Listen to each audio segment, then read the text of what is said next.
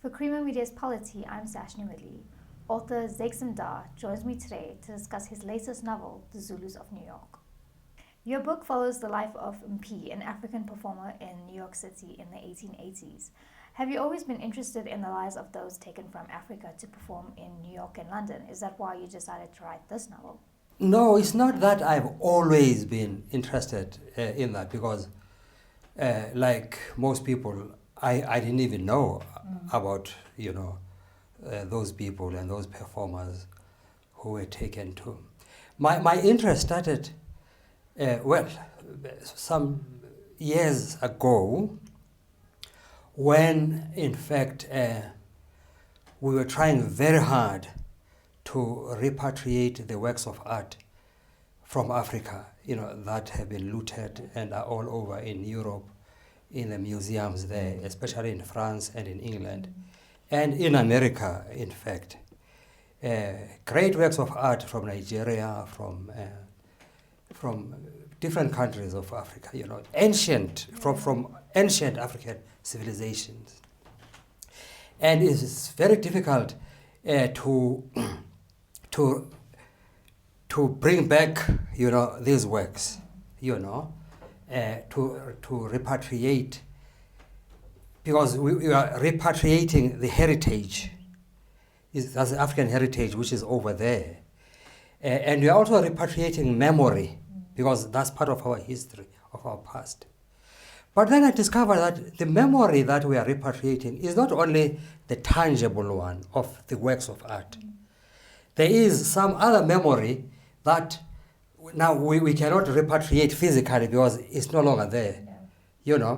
Okay, people were taken from this part of the world, especially this particular region, Cape Town, to perform as freaks, Sarah Bartman and so on. Yeah. And they died over there. And then, of course, with her, fortunately, after 300 years, her body parts were repatriated and are now buried. But there were many others whose body parts we do not even know where they are, such as the character that we are talking about. Those performers, the Zulu performers, for instance, who performed in circuses as curiosities and human oddities. So the best that I could do, since I could not repatriate their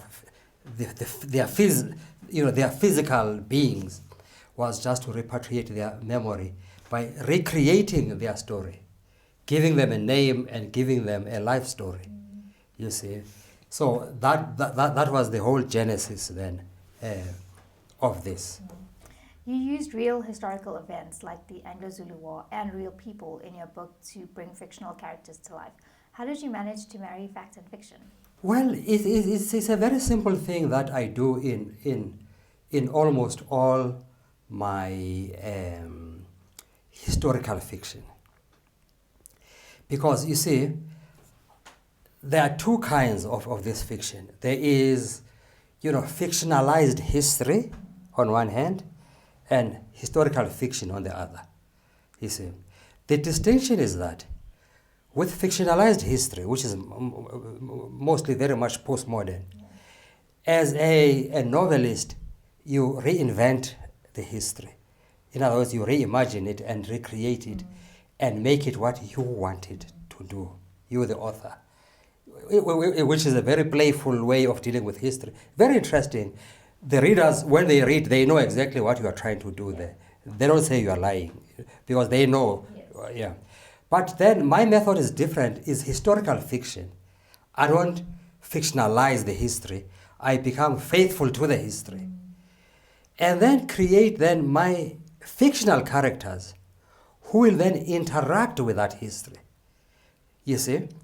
They must be fictional in that it's a novel. I'm not writing history, I'm writing a novel. But the background of their events, the things that they do, are in a historical context. If there is a war, a real historical war, some of them will be fighting in that war, you see. But the direction that they take, or their lives take, are determined then by me, the novelist.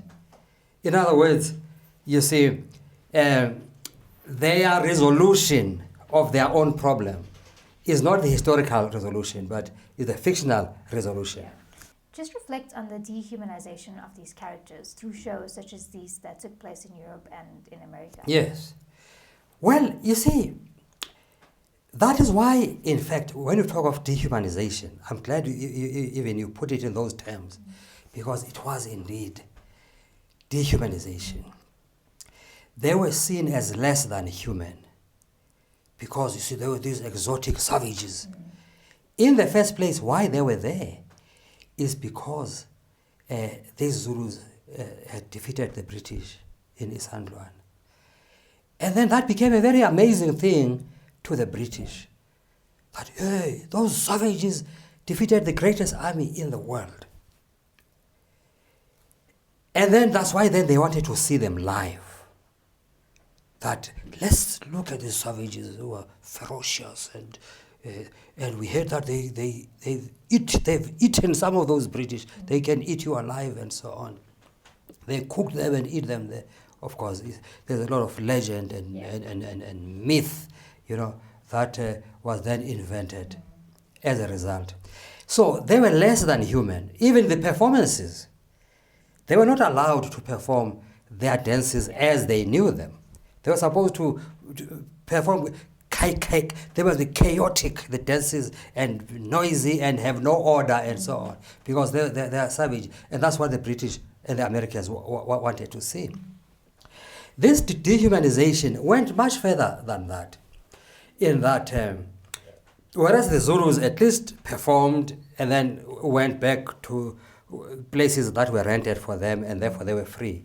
There were those who actually lived in cages, especially the pygmies, the Batwa people from Central Africa.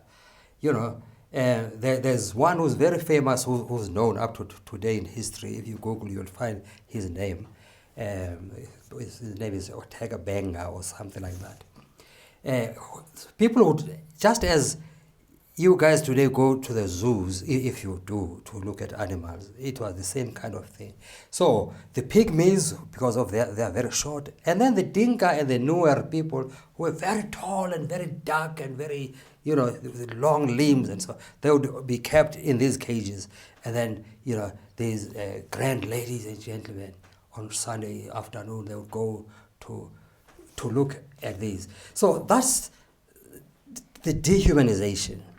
Now, this novel then is indeed about dignity, because many of these characters tried, by all means, despite that dehumanization, to maintain and retain their dignity. And in fact, among the Dinka people, that's why one of my characters, comes from that ethnicity. Dignity is a very, very important thing. It's a core value in their culture. From the time a child is born and grows up, dignity has its own aesthetic, you see. Right up to the time you die, everything surrounds, everything about you is about dignity. So is that what you tried to do with this book? You tried to bring about the dignity of these people that were taken? Yes, but being helped then by that philosophy of the Dinka people. Yes. Tell us about the main character, Mp from KwaZulu. Where did you draw inspiration for him from?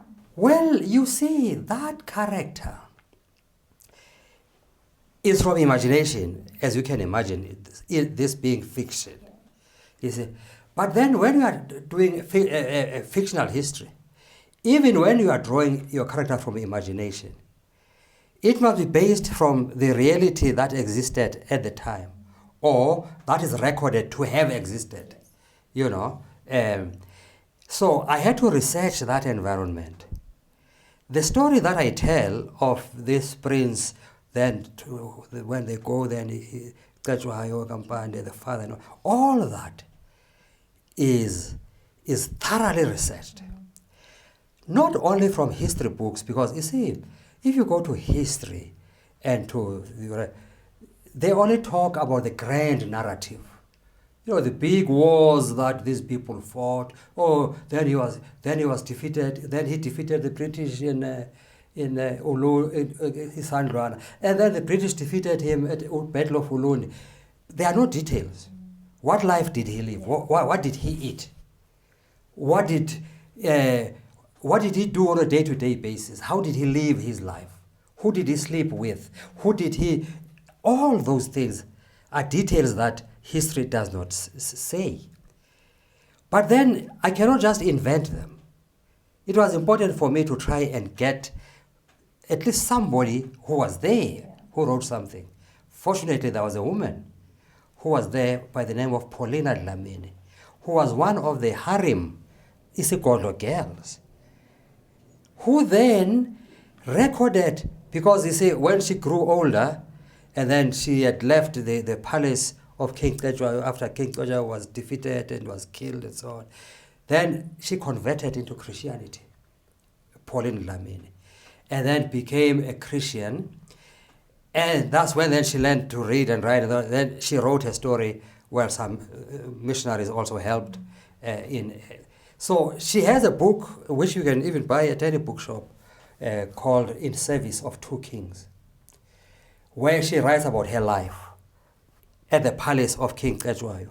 From the time she was a little girl, growing up and so on, and the things they used to do. So you get the mundane, the nitty-gritty of life that was lived at that time at King Tejwayo's palace. I even know how Tejwayo went to the toilet, you see, and all that. All those, small things like that, that history would not record. History would not record that. Yeah. So I was fortunate then to come across that book. And thanks to the publishers of the University of KwaZulu-Natal who published that book, because it's a current book. It continues to be, in publication. Now, the Great Farini, just tell us a bit about him and how did you go about researching him to incorporate him in your novel? Oh, well, with the Great Farini, unlike the Zulus, where it is difficult to get information, with him, because he was a very famous person. Even now, you can just go to Google and put Farini. You'll find pictures of the people who performed at his circus, the so-called human curiosities and oddities, and their books. With him, because his name was William Hunt. He was from Canada, you see. He was himself a performer. He was a tightrope walker. And a very good one, because he even walked across the Niagara Falls on a tightrope. If you go to Google, you'll also find a picture of him walking across the Niagara Falls, carrying a washing machine. You see? And so he did. Then he would do all the circus things in a group known as the Great Farinis. That's how he got his name as the Great Farini himself. So in his older years, then, instead of performing himself in these things, then, he became an impresario and had all these human oddities, as they were called, conjoined twins who would be there singing and all that, and all that, koi people who would be there to be ogled because they've got big buttocks and, long labia, and, things like that. You see. Talk to us about the Dinka Princess Echo in the book. Hers is a gut-wrenching story. What role did she have to play as a female character in telling the story? No, it was important to have a love story. If to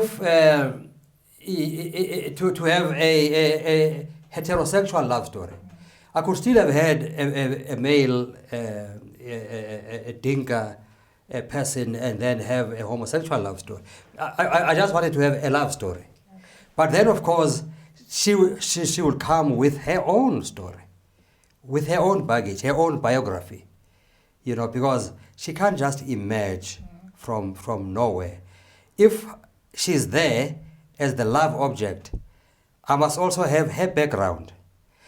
But she was important in that her culture has a philosophy on dignity. You see? In the same way that Mpi's culture has a philosophy on Ubuntu. You see that? Which is a different version, of course. With theirs, dignity is their thing. Yeah. So at least if now I bring back the two philosophies and see how they play together. It was just that philosophical perspective. It so happened that the other one is female, and therefore it would just have to be a female perspective via the medium of this male writer. You see? The novel says that education about the so-called primitive races and their cultures was a big part of the Great Farini shows. How truthful or distorted was the education? No, it was miseducation.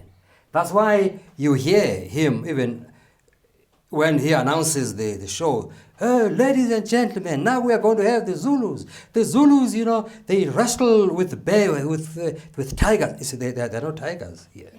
There are no tigers. You see, it's just an exotic thing which is from ignorance. And of course, for an ignorance audience would lap it up all because to them. In fact, these impresarios invented stories and biographies for these characters and made them as dramatic as possible. So as just as today you have this reality TV, which is supposed to be reality, but behind the scenes they play with things and invent the most dramatic things so that the viewers can be engrossed and say, oh, what next? I wonder, what's going to happen with that one and that one. The same thing. You see, those were the reality shows of the day. What are you ultimately hoping to invoke in readers with this novel? Oh no, I want them to enjoy it. What message they get is up to them. Each reader, you see, as a writer, I never determine that I'm writing this so that you must get this message or that message. I'm writing this to tell a story and a good story. And it's a story about dignity. How these characters, struggled to maintain dignity despite deep dehumanization. What you get out of that, it is up to you. Many people, in fact, it's impossible for any writer to say, this is the message of us. I know some have tried to say, oh, my story is a message. No. It is the reader who gets the message. And the reader decides what message they get from any story. And your message that you get will be different from the message you get. Different from, we all get different messages. Sometimes they may coincide, we get the same, but other times messages will be different. Why? Because in our own reading of any story, we bring our own biography into that. And it is our own biography that determines what message we want to get from a story. That was author Zakes Mda discussing his novel, The Zulus of New York.